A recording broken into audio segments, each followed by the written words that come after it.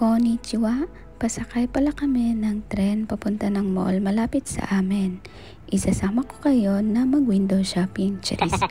Mamamasyalan tayo sa mall ngayong araw. 3 minuto lang ang iintayin at darating na ang tren. Kasi biglaan ang lakad namin, abay, ang bilis kong nag-transform, charis. Nasanay na rin ako. At ito na nga at dumating, ang bilis lang, very on time talaga sila. Wow! Pagkarating namin sa mall ay lafang agad mga meat, Tom Jones na kasi eh. Yes. Ito yung mga in-order namin sa food court. Dito na kami kumain kasi gusto na anak ko pumasok sa game center malapit sa food court. At ayan na nga at tuwang-tuwa sa paglalaro. Sige lang, ibuntong mo dyan ang galit mo, charis. Ang dami nga niyang tinry na rides at games. Mukhang nag-i-enjoy naman siya kasi ayaw pa niya umalis.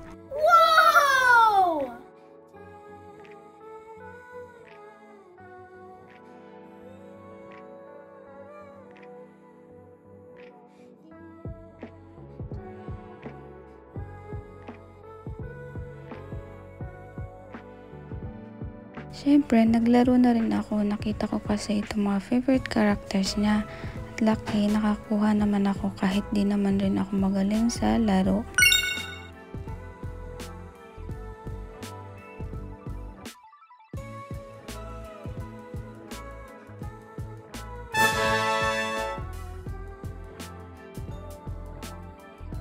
Ang dami rin ditong gachapong na may mga sikat na anime characters na paborito natin.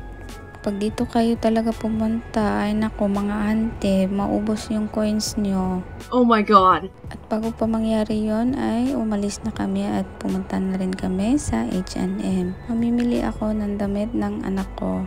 Patapos na kasi ang spring at pa-summer na dito kaya mga pang-summer na ang nakadisplay. Isa din ito sa mga magastos na part pag papalit-palit ng season tulad dito sa Japan.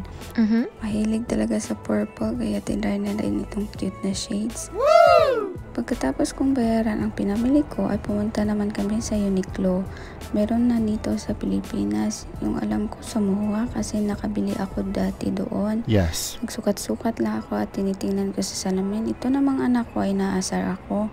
Gusto daw niya kasi pumunta sa pet shop. Kaya ayun, pagkababa namin sa first floor ay pumunta na kaagad kami dito. At ito na nga, ang saya-saya niya makakita ulit ng mga puppies at mga pusa dito. Gusto niya kasi magkaroon ng pet kasi hindi pwede sa aming lugar. Kaya tingin-tingin na lang muna tayo sa store.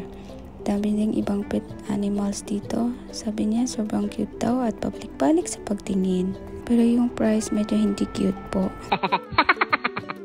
Tapos nauhaw na kami kaya pumasok kami dito sa Starbucks. Madilim na nung lumabas kami. Nakahiwalay kasi sa mall itong Starbucks na ito. May nakita akong ibang kulay ng tumbler na nabili ko last time. May masarap din sila dito na cakes, bread, and cookies. Kaso busog pa kami kaya drinks lang binili namin. Ito na mga anak ko, mahilig sa malamig. Kahit giniginaw ako, siya naman ay gustong gusto ito.